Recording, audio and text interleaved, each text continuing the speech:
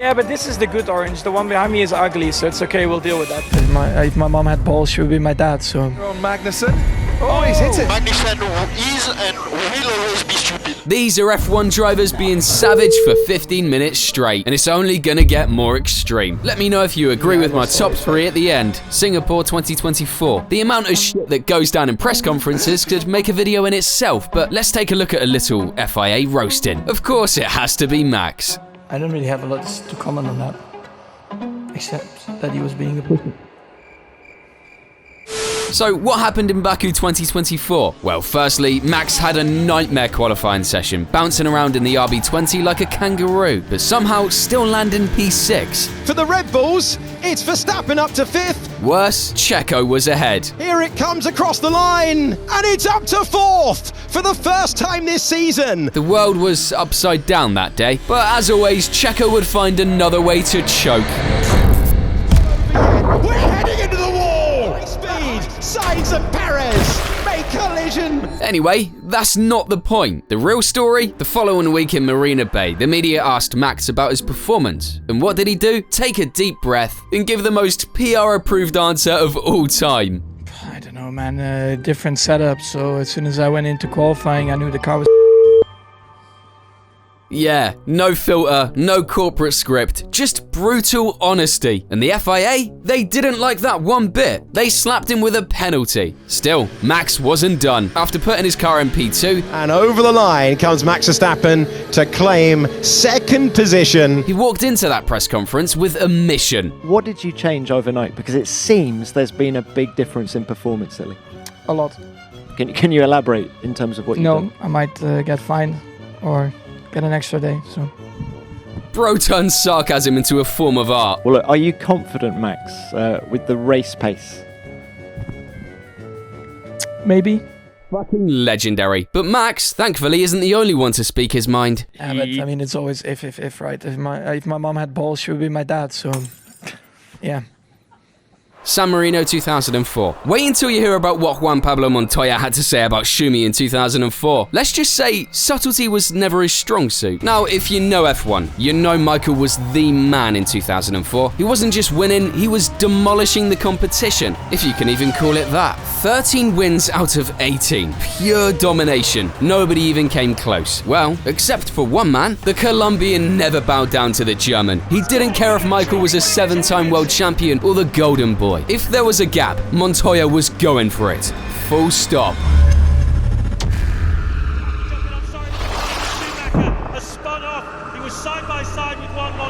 So, picture this. 2004 Imola. The Kaiser doesn't have the best start, and Monty in his Williams BMW, season opening. They barrel towards Tosa. Car number 3 commits an audacious move on the outside. But Schumacher, he's not having it. Too busy watching each other. Schumacher pushes Montoya clean off the road.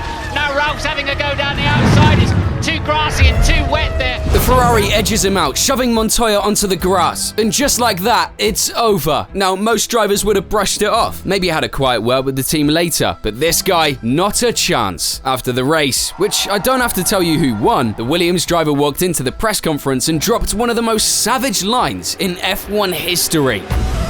First of all, I didn't see him, but second, outside around the corner, he usually lose ground, so I didn't really expect him to be there anymore. That, I'm amazed. I actually got in front of him when we were braking a little bit. Oh no, he didn't see me there. Well, you gotta either be blind or stupid to not see me, but it's racing. Damn, no sugarcoating, no filter. Which reminds me of a time a cameraman broke his head.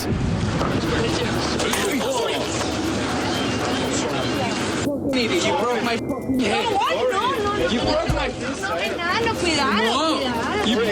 In any case, this wasn't even a one-time thing. Monty hated how everyone treated Schumi like royalty. Schumacher era un dios para todo el mundo y nadie lo tocaba y nadie se metía con él. Y para mí el mensaje para él era muy claro. A mí me importa un soberano. Leave it there. The man wasn't scared of anyone, but one thing's for sure, he didn't hold back, just like Nando. What the GP2 engine. GP2. Engine was going much slower than before. Amazing. Yeah, not exactly the chillest guy on the grid. Nevertheless, in 2022, he took things to a whole new level. His target, none other than Mr. Hamilton. This rivalry is like an old wound. It heals, but every now and then, something rips it open again. And when it happens, it becomes a cultural event. He's alongside, and I think they might have touched there as well. Hamilton had to back out of it. This is incredible. Case in point, Spa. First lap, Lecombe. The Mercedes driver goes for an overtake on the outside, but misjudges it. And well, judge for yourself. Hamilton into the Lecombe chicane, and they make contact. Hamilton rises up into the air. He's made contact with Fernando Alonso. George Russell goes through. There's the Aston Martin. Yeah, what an idiot. Closing the door from the outside. I mean, we had a mega start, but yeah, this guy only knows how to drive starting first. Madre mia! Dude just activated God mode and took 0 damage. And here's the funny part. This time, Lewis was the one who had to retire, while Alonso kept pushing and finished P5. And I say funny because how many times have we seen Fernando outdrive his rivals, only to end up losing? But this time, the script is flipped, baby. In the end, the Brit owned up to it. I thought that I left enough room, and I didn't, and I paid the price for it. So it's my fault, and just really sorry to my team, really. Yeah. Meanwhile, Alonso brushed it off with a classic. Something that I said on the heat of the moment, after frustration, after high adrenaline, but I don't think that, and I have huge respect for him, and I will apologize. Bro, we all know what you meant by that. I'm still the bad guy. And I think it's safe to say, when it comes to not giving a damn, nobody does it better than Kimi. Bruh. Whether he's wearing his sunglasses... I know it's a pain, but is there any way you can take your glasses off? No. Or not. How good does the champagne taste after a race that long? Let's go to Monaco 2006, one of the toughest tracks on the calendar, where the smallest mistake will send you straight into the barriers. But for the Finn, it wasn't a crash or a mistake that ended his race, it was fire. Actual fire. Back live in Monte Carlo on lap 51, and the man who was in second place, Kimi Räikkönen, is pulling off the racetrack. We've just seen Mark Webber, who was in third, pull off the racetrack with smoke pouring out of the airbox. Flames, smoke, race over. Normally, a driver would walk back to the garage, debrief with the team, maybe slam a water bottle against the table to add a bit of drama. But Kimi, nah, Kimi had a much better plan. There is Kimi Räikkönen. He's not even gone back to the paddock. He's got his shirt off. Next thing you know, he's chilling on his yacht, beer in hand, watching the race like a casual fan. Iconic. And this wasn't even a one-time thing. Malaysia 2009, same energy. Rain delay. Every driver stuck in their cars, debating strategies. The Iceman? As I suspected, Räikkönen has decided he doesn't want any further part of this. Turned into shorts, grabbed an ice cream, and called it a day. He's him. And look, not every driver needs to put on a show to be legendary. Some let their aura do the talking. And I seem to be coming up to a certain corner, I remember, that was made quite famous by you two. Minimal effort, maximum impact. And honestly, that's the same energy you need to hit subscribe. Minimal effort, maximum impact. The complete opposite to our next guy. Maximum effort, minimal impact. You know, the Aussie that had to race against a system that had already decided who its champion should be. Let's talk about this mess. The 2010 season was wild for Red Bull. They had 2 insanely fast drivers, but only one was treated like a future world champ. And yeah, surprise, surprise, it wasn't Webber. It was the Virgin. Now, before Silverstone, the energy drink introduced a new front wing. Cool, right? Except they only had 2 of them. And when Vettel damaged his in practice, there was just 1 left. So naturally they gave it to Mark, right? No. They gave it to the German. Their reasoning, oh, he's leading the championship, so he gets priority. Needless to say, he was fuming. This afternoon, although Sebastian's wing fell off, it was you, Sebastian, who got the 1 version of the new front wing. Can you both comment on what you feel about that? I think the team is happy with the result today.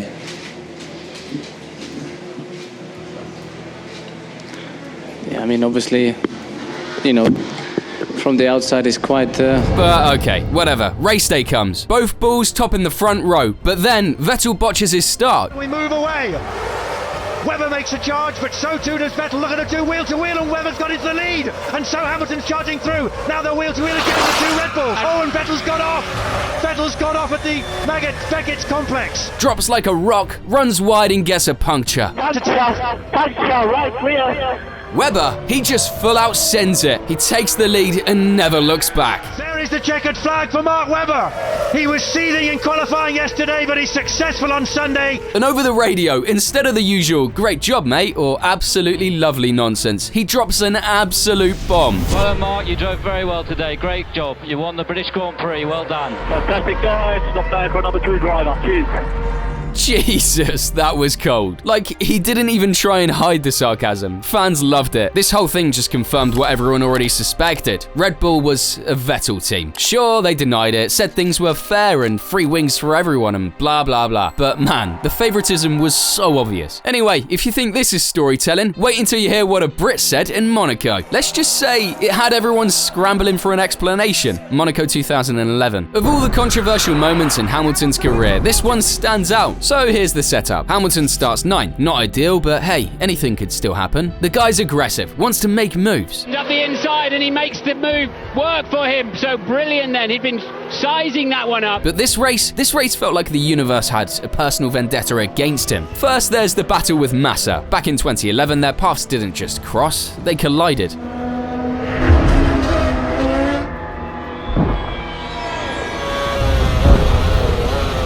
I mean, there are literally minute-long compilations of them messing up over and over again. It was like they had magnets in their cars, always finding a way to collide. And of course, Monte Carlo was no exception. That's right, the soft tyres. Oh, pass.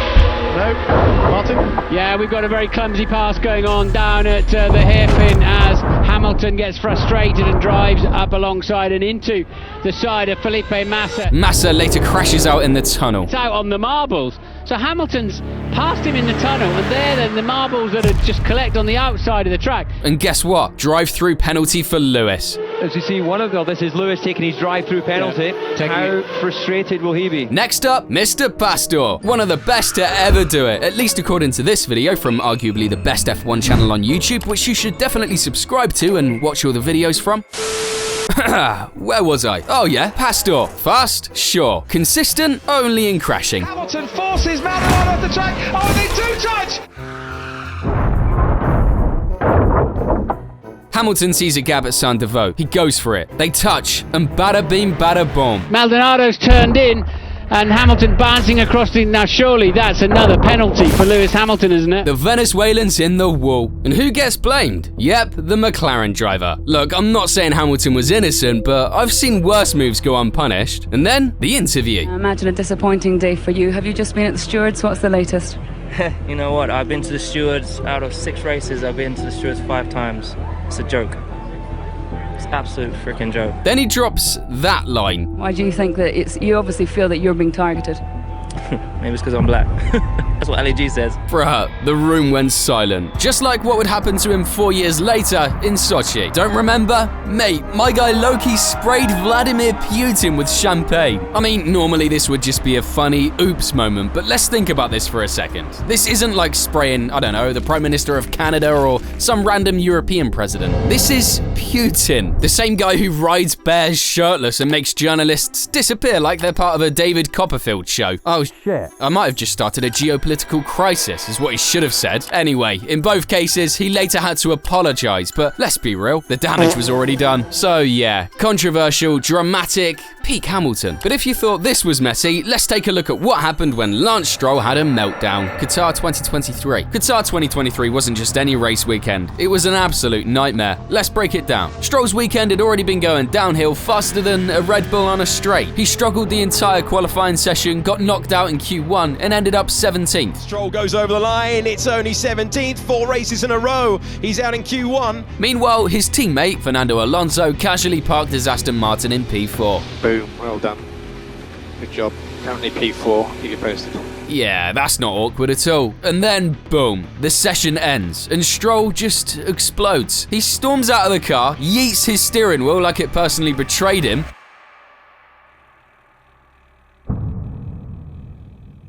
and if that wasn't enough, shoves his trainer Henry Howe, who was literally just trying to do his job. For the Canadian driver, who's struggling to find the answers at the moment. Ooh. I mean, damn bro, he's not the one who missed Q2. But the best part, when it was time for his mandatory post-qualifying interview, the man turned into an NPC with one dialogue option. What are your emotions right now? Yeah, Okay. What is not clicking for you behind the wheel at the moment? I don't know. Now, was it funny? Obviously, it's Mr. Strulovic, but it also got the FIA's attention real fast. Some fans thought it was so overblown. He's frustrated, let him be, while others were like, bro is only in F1 because of his dad and still dares to act like this? Either way, it was a whole thing. The FIA eventually let him off with a warning after he apologized. Try and tell me another driver who could shove a team member and still have a guaranteed seat next season. Oh wait, but this wasn't the worst moment we've seen in Qatar. We need to go to 2024 for that. Stroll had his tantrums, sure, but at least he kept it off track. Russell and Verstappen, yeah, they took things right into battle mode. And let's just say, there were no hugs and apologies afterwards. So let's take a look at what actually happened. During qualifying, Verstappen was driving ridiculously slow on the racing line. Now, that's technically against the rules, but most of the time the FIA lets it slide, unless you actually ruin someone's qualifying lap. But here's where things got messy. Russell was coming in fast, saw Verstappen in his way, and had to swerve into the gravel to avoid contact. That will have certainly slowed Lewis Hamilton down.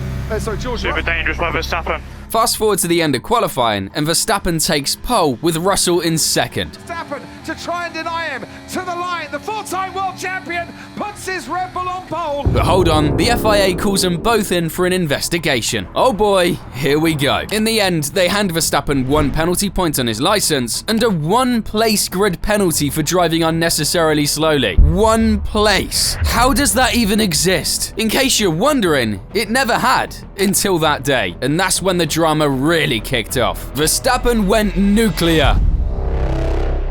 Yeah, I was quite surprised when sitting there in the steward's room what was all going on. I've never seen someone trying to screw someone over that hard. And that's, for me, I lost all respect. Yikes. Russell, though, he didn't back down. He clapped back, calling Verstappen a bully, and even claimed Max threatened to put my fucking head in the wall. And someone needs to stand up to a bully like this. And so far, people have let him get away with murder. I find his comments pretty ironic when he comes out and says, I'm going to purposefully crash into you. I'm going to put you on your head in the wall. And if that wasn't enough, George also claimed Max was swearing at the stewards during the investigation. For the first 5 minutes, I didn't say a word because they were only talking to Max and he was already angry and swearing at the stewards. For some reason, I have little trouble believing you there, George. The F1 fandom, of course, went wild. Some were Team Max, saying Russell played dirty. Others backed George, calling Verstappen a sore loser. Even David Croft jumped in, questioning whether Russell was actually telling the truth. When Crofty is doubting you, you know things are bad. And in the race, Max was either in P1 at the first corner, or he wasn't making it around at all. I mean, look at how he lined up. He was ready for murder. Verstappen got past Russell immediately. And he is coming at him. Max Verstappen in second place is swooping into the lead of the first 10. Max Verstappen just holds on to that front place. Won the whole thing, and George ended up fourth. Max Verstappen from second on the grid, denied pole, but not denied victory. Verstappen wins the Qatar Grand Prix. But I've got a feeling this duel is far from over. Let me know if I missed any, and maybe I can make a part 2. Until then, why don't you watch what happens when your savageness kills your entire career? You're the best if you stayed until the end. And as always, thank you for watching.